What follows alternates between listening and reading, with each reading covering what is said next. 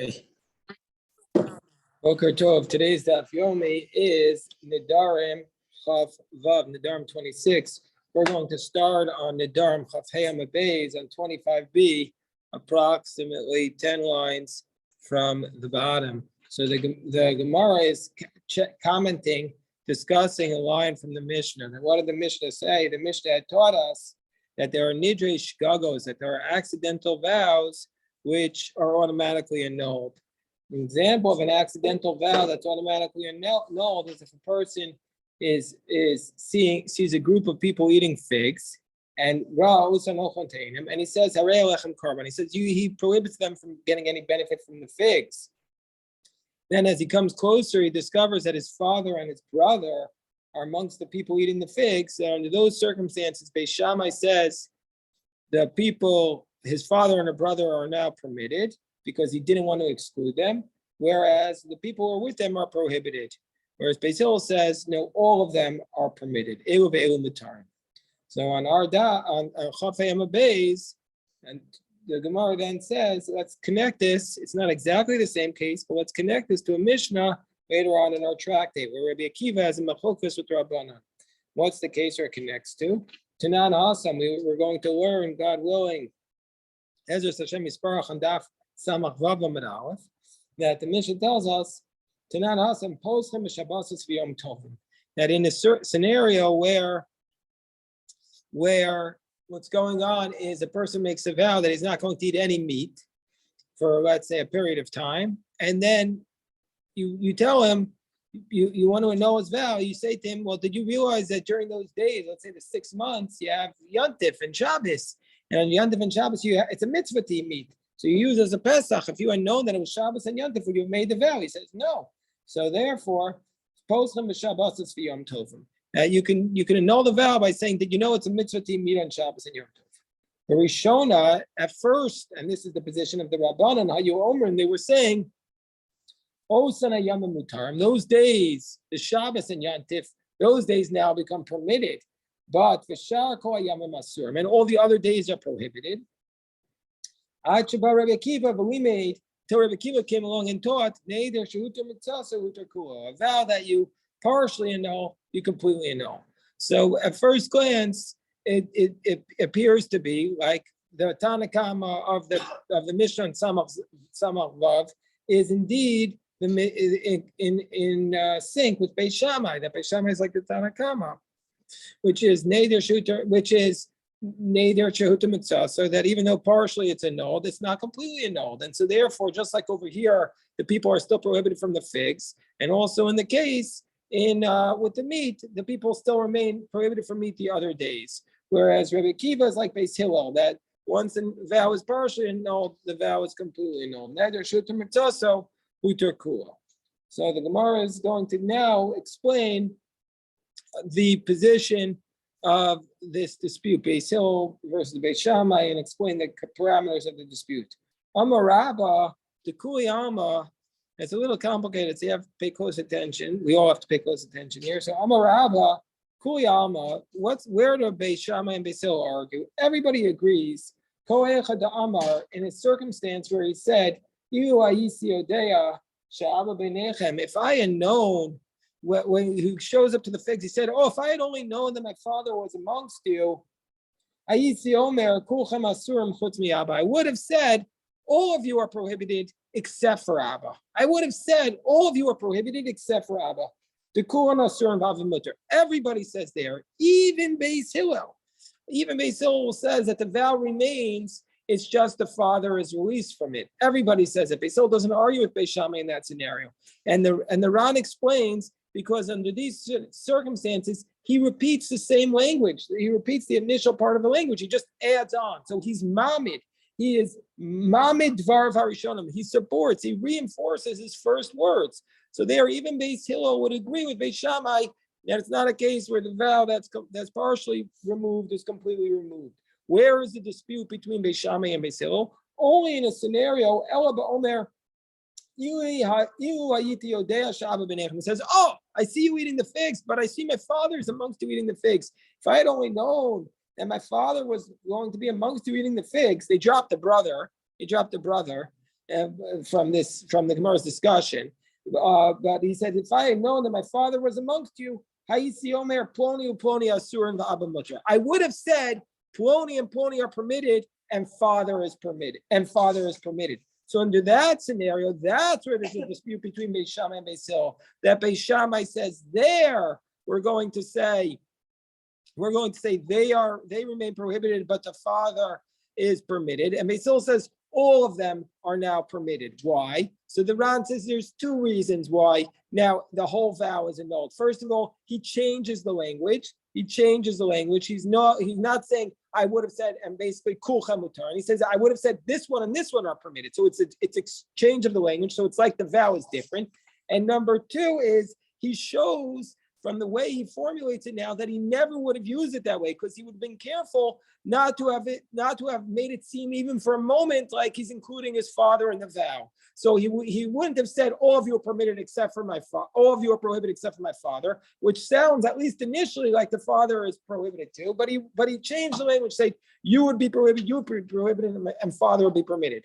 So just to summarize, according to this approach, Beis Shammai and Beis Hillel are arguing only in a scenario where he says, oh, I see you eating the figs. If I would have known my father was eating the figs amongst you, I would have said you and you are prohibited, but father is permitted. That's where Beis Hillel says the whole vow is nullified, and that's where Beis Shammai says just the father is excluded. But if he repeats the vow, he says except for father, then even Beis Hillel would agree that only father is excluded from the vow. Yeah, Jeffrey. You get the same result even if he said Ploni and Ploni are forbidden and just left it right there, right? No, because he has to demonstrate. He needs both things. Because then he's basically repeating from the vow. Oh, he means say Ploni and Ploni without mentioning father. So the Ran seems to imply, it's a very good question, what would we say in that case? But the Ran seems to imply you need both things. One is that you show that you didn't like that language because it had included your father in it the first time. So only as a correction, not as not from if his first vow just said. Oh yeah, well of course, then that would be binding. Okay, so now the next scenario comes along. That was how Rava explains the sugya. Comes along Rava explains the sugya differently. Rava says no, just the opposite. Rava says the kuli alma. He says everybody's at the position where if I had said kuli alma, everybody's at the position that if I had said everybody says that if I had seen father amongst you, I would have said such and such is prohibited, but father is permitted. Even Beis Shammai would say under that scenario, the whole vow is nullified. Nobody's arguing about that. Meaning exactly the case where Rabbah says they're arguing. Rabbah says no, everybody would say they're permitted. Well, Nechaku, they're only arguing in the first case that Rabbah brought down. In a scenario, if I had known if I had known that father was amongst you, they're only arguing about a case where he says, if I had known that father was amongst you, I would have said all of you are prohibited except for Abba. That why? Because Beis Shammai Savrila, Beis Shammai is of the position like a dispute which we actually had in the last cycle from the Mishnah in Tamura, the Avchav Hey. Where when it comes to a carbon, that you say this is an olah, this is a shlamim. You say two things. Do you follow the first words you say or the last words you say? So Rabbi Meir says you follow the first words. Rabbi Meir says tfos lashon rishon. You follow the first words. So therefore, Beis Shammai sarvulek Rabbi Meir damar tfos lashon rishon. He said Beis Shammai is at the position you follow Rabbi Meir says which you sees the first words here, and that's all of you are prohibited, and so therefore, under this scenario where you say those people are going to remain prohibited, whereas Beis Hillel Savri like Rabbi Yossi in that Mishnah in Tamura says you follow the last word, Tfos Lashon Achron, and it says Begmar Dvar of Adam Nitfas. You follow the last word to say except for a father means all of you are going to be released from this vow. So that's what. So again, Rabbah says the dispute is where you say Ploni uploni except for father. And Rava says the dispute is we say all of you are prohibited except for father. So, okay. So the Gemara is now going to bring a series of questions on Rava. Eisvei Rav Papa, Rava. So Rav Papa challenges Rava. Again, Rava says the dispute is where they say all of you are prohibited except for, I would have said all of you are prohibited except for father. But in the case where Ploni and Ploni, Rabbi would say, everybody would say it's the case of Neder, Shuter, Mitzvah, Suter, Kul. Yes, Rowie.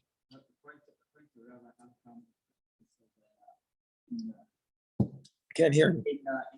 In the other case that Beis Shammai would disagree there, wouldn't say it's the same. Why can you say that everyone would agree in the other case? In the case where it says everyone agrees. Right. So in the case where everybody agrees, because that it's all completely permitted, because we could follow the two reasons of the Ran, because he changes the language, and also because he was makbid. So therefore, even though it's Tvos Lashon Rishon, in that case he changes the vow, so it's completely permitted. So the Gemara says, Eisvei Rav Papa Rava. So we follow this now from a Mishnah, which we're going to get to on Samach Vav Amud Aleph. So he says as follows. So Rav Papa says to Rava, let's clarify that Mishnah. So the Mishnah says, Keitzad Amar Rabbi Akiva, that the continuation of that Mishnah says, Keitzad Amar Rabbi Akiva Neder Shuter Miktas or Hutar Kulo. How does Rabbi Akiva apply this principle of a vow that's partially released is completely released? How do we say that? Let's say he says konim. So there's going to be three parts to this. Three parts. You have to say A, B, and C. You might want to write it down for yourself. So first part, he says konem she'eni nanel kulchem. Let's say he says, I take a vow that I'm not going to have that any nanel kulchem, that you can't, none of you can have benefit. All of you can have benefit. And then hutar echaman hutru kulam. That's the first part. Once one of them are released from that vow, all of them are released. That's part A. He says that none of you can have benefit. If one of them are released, all of them are released. We don't know how that applies. Second part is she'eni naneh lo wazev lo wazeh. Second part, he says, I'm not going to I can't have benefit not for this one or this one. Then hutar rishon hutru kulam. Then if the first ones are released, all of them are released.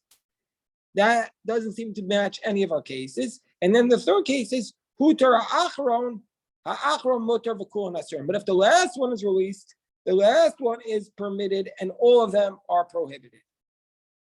So, Bishlam al Rabbah. So Rabbah, who says, again, Rabbah says that in the case of Kulchem, even Beis Hillel would say that all of them remain prohibited except for the father. But in the case of Ploni, that's where they're arguing. That's where Beis Hillel says they're all permitted, and Beis Shammai says just the first people are prohibited and not the father. So Bishlam Rabbah Mukum Wala Reisha. He says, what's the scenario where Rabbi Akiva says, Neder Shuter Mitzasa Hutar Kula? He says the first scenario here, the first part of Mishnah, part A, where we say Hutar Achami and Hutar Kulan. Now, what is that talking about? Mukum Reisha the Amr Lazeh. That's where he would say Ploni is prohibited, but the others are permitted. V'seifa, and in the last case, what happens in the last case in part C, where we say Achron mutar v'kulan asurin? That's where Beis Hillel said. That's the case where Rabbah said it's kulchem. That's where he said Beis Hillel would agree that not all of them are released, because he repeats the language. But according to Rava, again, how did Rava interpret the dispute between Beis Hillel and Beis Shammai? Rava interpreted that in the case of Ploni, all of them are permitted. Even Beis Shammai would say all of them are permitted. And just in the case of Kulchem, that Beis Shammai argues with Beis Hillel. I understand to you that the Reisha is where Beis Hillel argues with Beis Shammai. That's a case of Kulchem. We're assuming that Rabbi Akiva and Beis Hillel are the same thing. So that's where they argue. Seifa the Amar Lazeh, but in the last case where he says Lazeh, remember Rava said there that Beis Shammai agrees with Beis Hillel. And in that case, the Seifa the Amar Lazeh, Rabbi Akiva, Amai, Puigi Rabbanon. Well, why does the Seifa it say in that case that we had attributed that position? We're on top of Chavav and base. We attributed that position just to Rabbi Akiva, but why? We had said, according to Rava, both the Rabbanon agree with Rabbi Akiva there. The Beis Shammai agrees with Beis Hillel there that they're all permitted. Am I? You would say that everybody says in that scenario that it's completely permitted. In the case of ploni uploni, that Beis Shammai would agree that that's a scenario where the whole vow is nullified. So the Gemara says, so Amalei Rava, so Rava responds. So Rava would respond. Remember, by the way, Rava is a student of Rabbah, which makes it difficult for situations of psak here. But so Rava says, Rabba or Rabbi Akiva minicha. Do you think that this Mishnah works out smoothly according to Rava either? Seifa b'may mukum. So you had said, what's the Seifa where Rabbi Akiva says that the whole vow is annulled? You've established it, the Amar L'Kulchem. You've established it that that's where he says it's a case where we said Kulchem, where Basil agrees that under those scenarios that under that case, Basil says it's a neder that's not hutar miktasu hutar kula. So that's what you've established. So if that's the case, where he says kulchem, if that's the case, if that's the case, who is the what is the Mishnah? What's the difference here between who's the first and who's the last? I mean, say, why would the Mishnah list the middle case of hutar harishon? The middle case was, the last case was hutar achron, the last one is permitted, and all of them are permitted. And the middle case was hutar harishon, hutru kulam, and the first case was hutar echamehan. So if you say that the last one is the case of kulchem, which is the case of the first and which is the case of the last? Meaning to say, in the last sentence, hutar achron, why would you say that the last one is the case of kulchem? So therefore, Ella must be reisha da amar kulchem. It's more logical to say that the first clause, the first scenario is where we said kulchem, and that's the case where Rabbi Akiva is arguing with Rabbanon. And Seifa, and what's the last case? It's a totally new scenario. Not like I said that it's ploni uploni where they all agree. That's not what we're talking about in the Seifa. What's the Seifa? You go into Tulan Zebazeh, that he connects them together. He says, at first, he says, this person is prohibited upon me. And afterwards, he says, V'amar ploni kaploni uploni kaploni. He says, the second one is like the first one, and the third one is like the second one. And meaning to say, he said, everybody is related to the one before him. And the Mishnah is teaching us that they're only connected with respect to the prohibition, not only, but also with respect to the permission.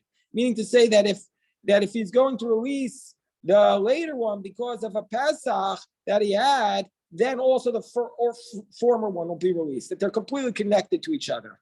But if really the last one is released, then all of them are prohibited because nobody else is connected. So it's teaching us a different din, the din of Taliyah.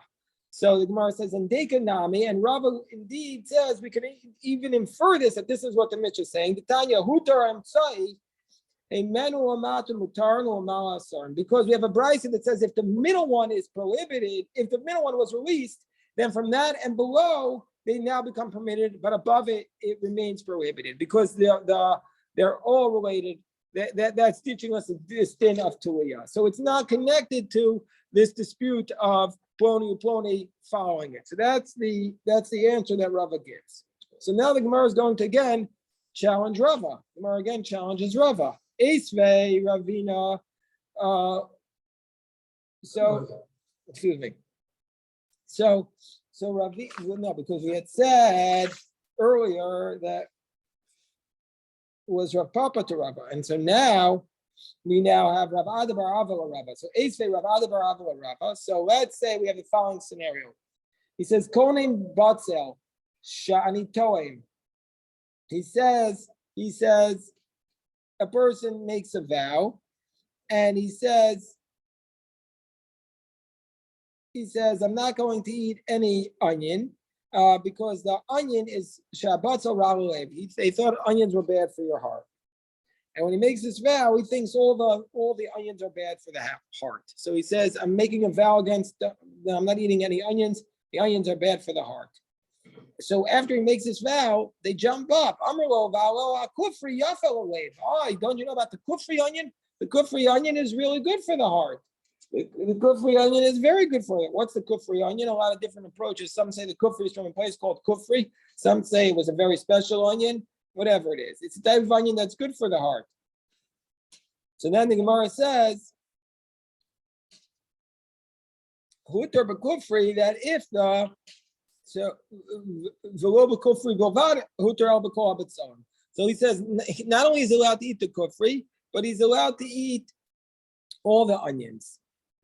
So at first glance we're saying if this person makes a vow against the onions, because he says the onions are bad for the heart, and they say, what about the kufri onion? He says, oh, I didn't know about. Hold on, let me say it.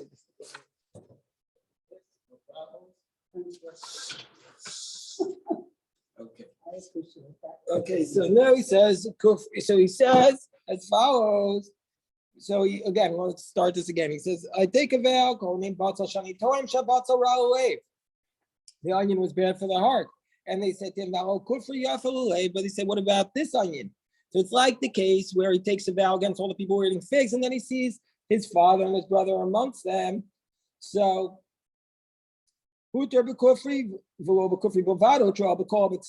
not only is he allowed to eat the kufri, he's allowed to eat all the onions. So it seems like the whole vow is annulled.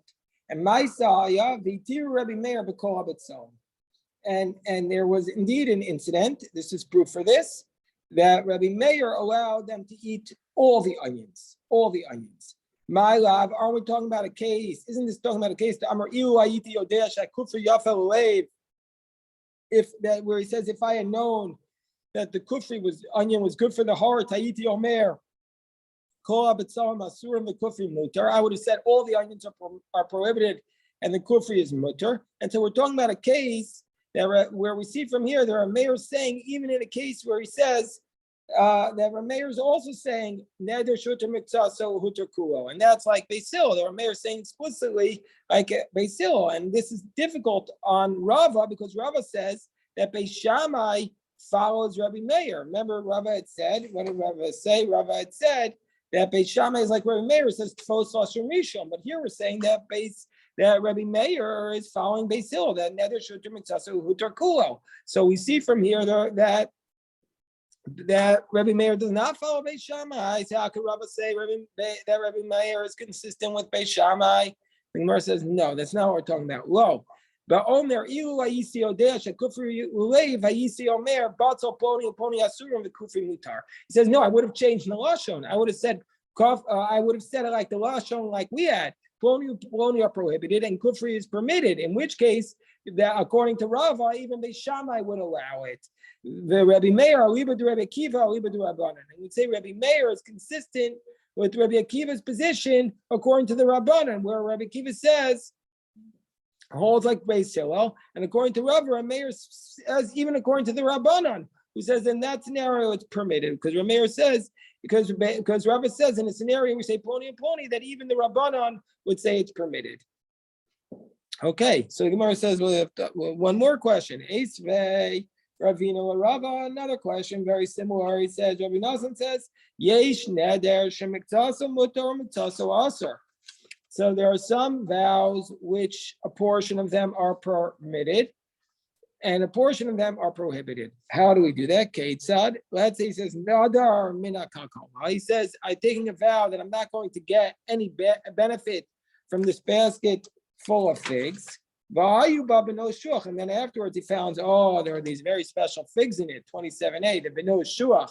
Benot Shuach is you know that word, Noam? Benot Shuach, these are very special figs. And he says, I said, if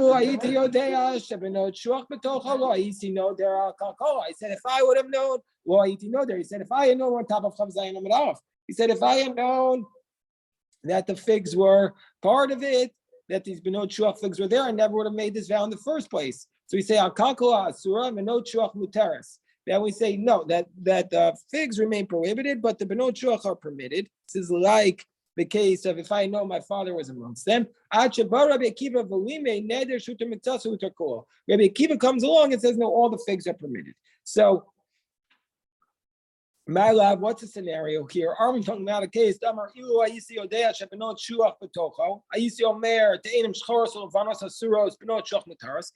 know that the Benot Shuach were there, I would have said that they are prohibited, whereas the Benot Shuach mutaros, Rabbi Akiva, and therefore our Mishnah is following the position of Rabbi Akiva, who says that if I had known this, they would have been permitted, then all of them would be permitted. So it's like the case of Kulchem. And in the case of Kulchem, our Mishnah is following the case of Kulchem. And so therefore, Rabbi Akiva is saying in that scenario, they're all permitted. Whereas you, Rava, said in that case, Rabbi Akiva, you pligi Rabbanan, and the Rabbanan are arguing, and they said that even if he switches his words in case of Ploni Uploni, that we're not going to say because in that case we're going to say everybody says it's permitted, even Beis Shammai. And so we see from here that in this case they're arguing that this is the case of like Ploni Uploni, where he switched his words. He didn't just say Kulchem, he said Ploni Uploni, because he's saying the white figs and the black figs are permitted. And we see that in this case it's still a dispute. This is against Rava. Gemara says no, that's not what the case.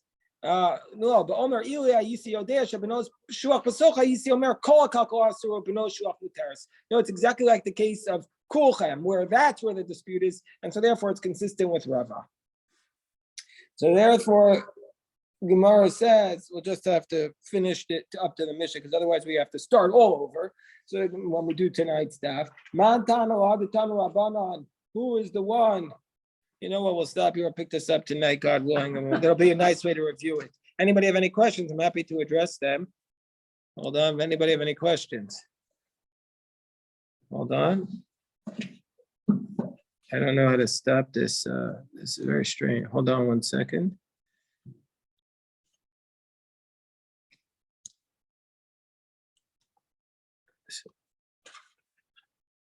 Okay.